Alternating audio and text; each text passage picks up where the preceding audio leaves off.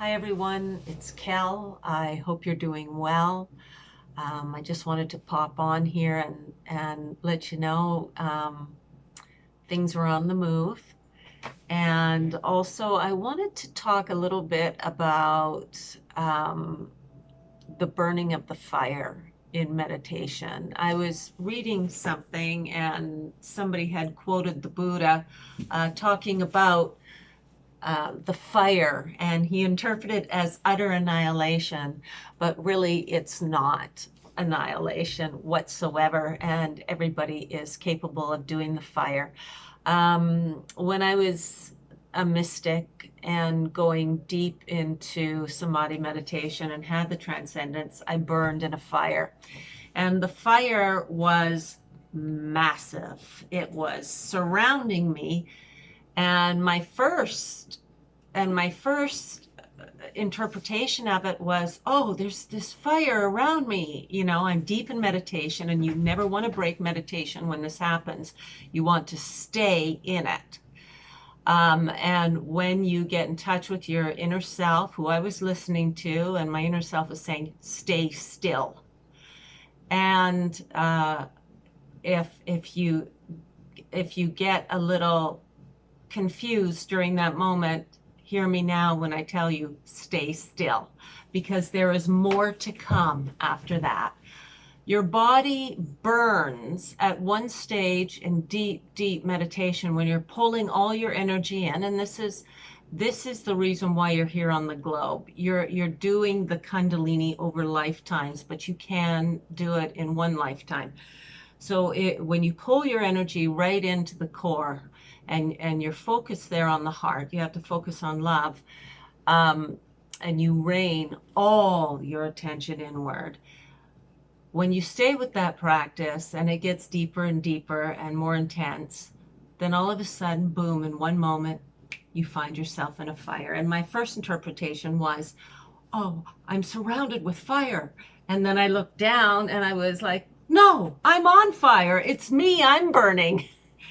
Your material body burns. So your material body burns, and it is, there are many things to say about this, and I kind of want to keep this short because sometimes the language is such a barrier to explain the knowing. But let me continue. So when you're burning in the fire and you stay focused, the next thing that comes is the breakthrough. So you've rooted, and the breakthrough is the harnessing of the earth energy and the connecting to the Father Force. And it's the unity of these two that you're here to marry. Okay? And you can, it's this marriage is mimicked in so many ways. We mimic it through, the bride and groom ceremony, and it is that as well.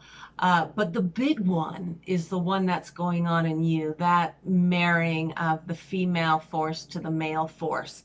Now, it's the female force that has the power, and it's the male force that is the administrator. But you want two. You need two to be complete, to be in unity. You're burning. You're burning in the fire. You're rooting. You see the red cube about 4 inches below your groin.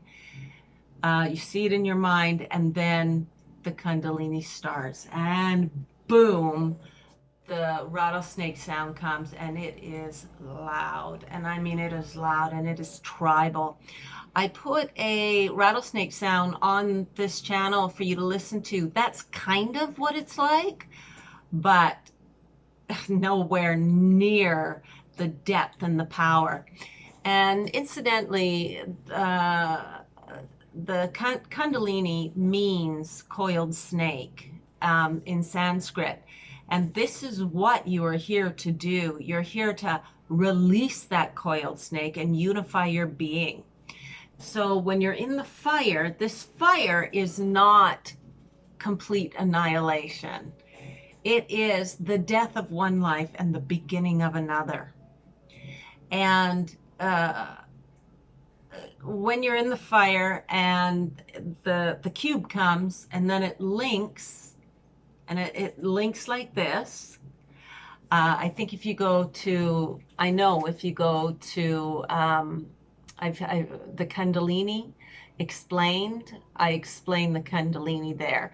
I am going to redo that video to make it, I watched it the other day and I went, oh, I'm leaving out this and I'm leaving out that, and it's not quite like that. So it's not perfect, but it's going to be, because I really want it to be clear so you know what to expect when you get in the fire. So I once heard a quote about being in the ring of fire, and that's where all life, that's the person that you salute, the one who's sort of standing in the ring of life in the fire. And there are so many what you call it, cliches or sayings that people say, and they are true. There are just different heights to them, you know. So anyways, when I read this thing just a little while ago, and I saw that he was interpreting the Buddha, when the Buddha was talking about being in the fire as utter annihilation. Yes, it's annihilation, but it's the death of one thing and it's the birth of another. So, and this is what we're here in the mud world to do. We're here to burn the bush of our body, to unite it. And once we are fully united, we marry at every level. We gain the nimbus, which is the crown. So after you hit the last chakra at the heart, you've got to go through the next chakra, which is in the neck, and this is the bridge. The bridge is not the heart. The bridge is here in the neck. This is the place between two worlds. This is the Father's world. Okay, so if your energy is strong enough and fast enough and consolidated enough, you break through to the next levels. And when you hit the brow chakra, that's when the dove comes. It's not a dove. And I remember being in the fire and watching the dove, thinking that is a dove for sure. Like, it feels like a dove, but it wasn't a dove. It felt like a little body. And the thing was, it was not flying like a bird flies like this. It was flying like this. And one person actually explained it to me. You know, here I am thinking I'm the only one that's done this in the last, you know, few thousand years. But someone actually came on the channel and said, it's like, they had a smaller rendition, but they had the Kundalini happen to them. And they said, it's like the pedaling of a bike. And I went, yes, that's exactly what it is. But to me, it wasn't going like a bike. It was like fire. Just so fast. And for so long, for such a long time. And then I burst through to the next level. I met the maker, the creator. And I had been so angry. You can use anger to focus your force, because I did. I used anger. I was so angry. And I came to the face of the Father, and it wasn't just one, it was plenitude. And those are the ones ahead of us. And we'll be going there too at some point. I won't say in time, because there is no time, but at some point we will be going there. We have all infinity to do it. So, I mean, you don't have to be in a rush. I live life in a rush. So I was absolutely determined and so angry. And I wanted to face God and say, what have you done? And I faced, and I was completely not prepared for the love. And whoa, it was incredible. But I couldn't hold the force, so I fell back. I couldn't hold that height of love, which is not like, oh, love. It's love like full on power, and it's beyond heavy. It's heavy and stable and grounded and intense, and that's the force that comes forward like this, a castle of nobility, and you're facing that, and it's just so strong and so full of righteousness that, you know, I was going there in anger, and the goodness was so prevalent, and I was not prepared for, certainly not prepared for that. And yeah, so then I fell back and I saw every life I'd ever lived, all the way down to nothing, all through all sorts of kingdoms, earth kingdoms. You know, saw myself as a spider, and saw myself as, and the way you view this when you're going down the Kundalini, when you fall back to earth and it spirals all the way, you're always spiraling. It shows you your past lives. It's not like it shows you. You go through your past lives all the way down to the dark void, and you embody it. So you're in it. So I wasn't seeing myself as a spider. I was a spider. I wasn't seeing myself as a rock. I was a rock. I wasn't seeing myself as, you know, just a little glint of light in a pile of dirt. I was that little tiny thing in the soil. I could feel it all around me. So so I wanted to just explain the whole bit about the fire, because everybody talks about the fire in all these sacred texts, and it sounds like so ominous, and it's not. Even though when you're in it, it feels ominous, especially when you have that huge rattlesnake sound just echoing in the room so loud. I mean, you think it's louder than the house, because it truly is incredibly loud. And it's heavy and intense. It's not like the rattlesnake sounds you're hearing, but a rattlesnake is a snake is a really good analogy for that, for the force, for many reasons I'm finding out. Not just because the snake sheds its skin, but also because as a snake ages, its rattle actually gets deeper, which is just one of the many facts about snakes, especially rattlesnakes.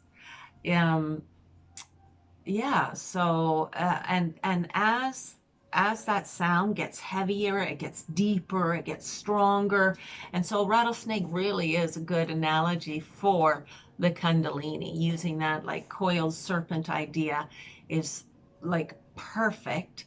I read some other fascinating facts about it that I'll have to gather together to let you know about rattlesnakes, because this whole how do I say this, the whole spiritual concepts that were left in these texts from our ancestors, that's why we're here. And they've laid it out for us, and they've used incredible metaphors because they understood nature so well. And this is what we need to do. We need to understand nature so well as well. We need to understand the elements of our being. We need to look and see what nature does and how is that reflected in us. We really need to get closer to the earth rather than moving far away from it. We have to there has to be more of a balance between the male force, which is, you know, electronics and accounting and all the sort of left brain things. And we have to kind of get into the nature, the sort of right brain things. and marry the two harmoniously, and try to, instead of trying to enforce all these things and trying to take over nature, there has to be sort of a coalescence with nature. Again, I wanted to get on and just talk to you about the fire, because if you're in deep meditation and this happens to you, don't break the meditation. You must stay in it, because there's more. If you break it, you lose what you've built, and you might never be able to get back there again. You might lose the heart and not want to go back into meditation again. But the fire is the first part. Well, depending on how you do it. If you do it backwards, it could be the second part.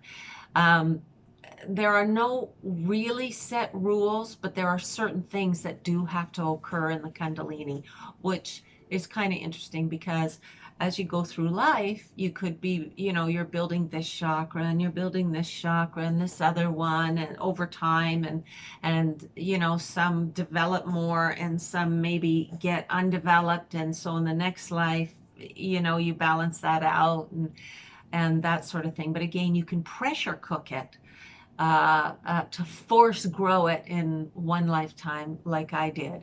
And I surely did not know what I was doing. I was just a huge amount of force, and I wanted to know the truth beyond anything. I remember once when I was going into this deep meditation, I actually went over to a friend's house, and I had written out my will, and I'd organized everything for my daughter, and for her to go to her father. I mean, I really thought, because I haven't gone into a lot of the other experience I had, I thought I was really going to something super scary. But really what happens is, even after the Kundalini, you get challenged by the goddess to go to deeper and deeper levels. And that is where the Buddha was facing all his fears. And he had the fear of this god, and the fear of this god, and the fear of this god. And so they were showing up, and he showed, I'm fearless of you. I sacrificed myself to you. And as he sacrificed himself to each fear, poof, it was nothing but a mirage that disappeared. And that's what happened to me, except it wasn't the gods, because I didn't fear them.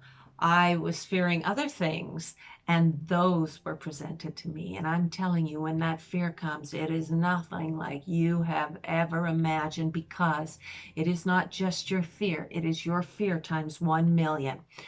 But the goddess only gives you what she knows you can take. So if you're so scared and you can't take that, she'll only give it to you a little bit, what you can take. And then you break through that. She will build you up to go through levels. So you're always dying to the self. You're dying to your own fears. You're dying to your own fears. You are refining to be a strong protein in a universal body. And you're here building your own body as you do it. You're uniting this body, which is going to be your Merkaba, to your mind, and your body's going to show you how to do everything. And the reason why you want to do this harness, so you don't have to reincarnate all the time to get there and go through all these other things. You want to get out into the universe as fast as you can. I don't want to pressure cook or force anybody into doing anything. You know what you need to do. Don't go following somebody else. Listen to yourself. When you do it your way, things happen for you. When you start trying to do it some other way from somebody else, things don't happen. You listen to your inner voice, and you take it one step at a time. I was on fire. I was aggressive. I was super strong. I was super unafraid. And I still can't believe what happened. And it's taken me all these years to unravel it and to break down and all sorts of things. But that's the fire for you. That's the fire that the Buddha's talking about. The fire comes, the fire's no problem. The Kundalini's no problem. What comes after could be a problem, the bigger fears. But I wish somebody had told me. I was told to trust. It's really interesting because as I was on my way into meditation, somebody came up to me and they said, "Now, Kelly, you are really going to have to trust."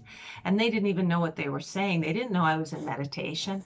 And I just looked at them and I was like, okay, I will. And it was trust my inner guide. Because remember, the universe is coming through other people to give us messages. And sometimes these people are referring to other things, but it comes through the point of least resistance. And you get the message. And that message was meant for you inside. It wasn't meant for, oh, okay. And, you know, it was meant for you deep down, and you know what it means. So it has been such a path of trust, and the breakdown happened when I couldn't trust anymore.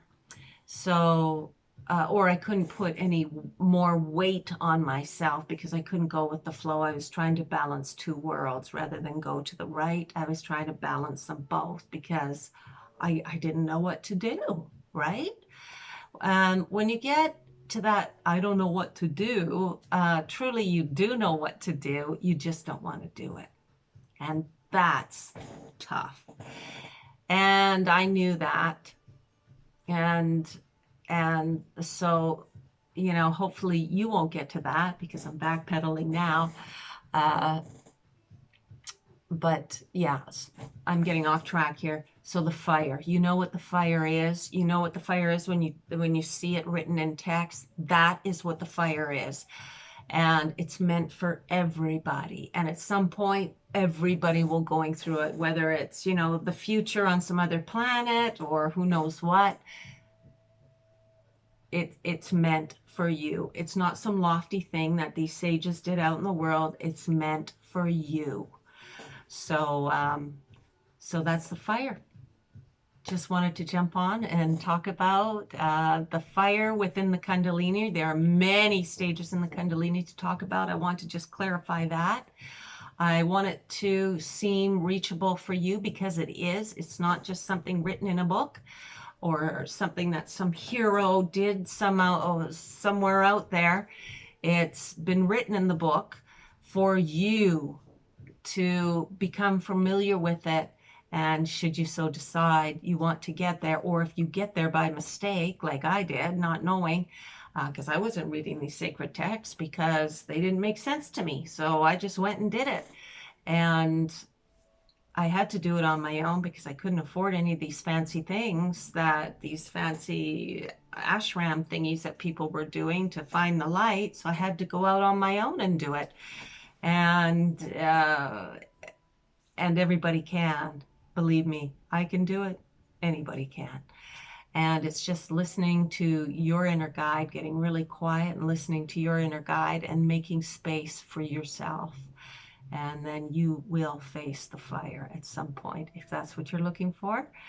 If you're looking for truth, you'll face the fire too. And you'll face the fire in many levels of life. You'll face it at work. You'll face it, you know, out, you know, somewhere in your personal life in many different renditions. But the great fire is in the Kundalini. And it is a fire like you can't believe. It is a big cackling fire all around you, and it is so alive. It's not just flickering like this. It is poof and just screaming all around you and through you, complete and utter fire. But it is a cool fire. It is not hot. It is cool. It is a cool fire. So I just want to be clear on that as well. I could talk about this forever, but you know, we're getting up to half an hour here, so I'm going to go. And I hope you found this helpful. I hope if you're doing meditation, it can help you later down the road. Not to fear anything what's coming down the pipes, because for me, because I had a lot of force, that energy, that fire was killer. It was intense. It wasn't just some cackling, nice little fire around me. It was like a roaring gasoline fire. And that's it. So I hope you all have a great Easter. And like I said, I hope this helps you in some way. And I hope to see you soon. Take care, everyone. Bye for now.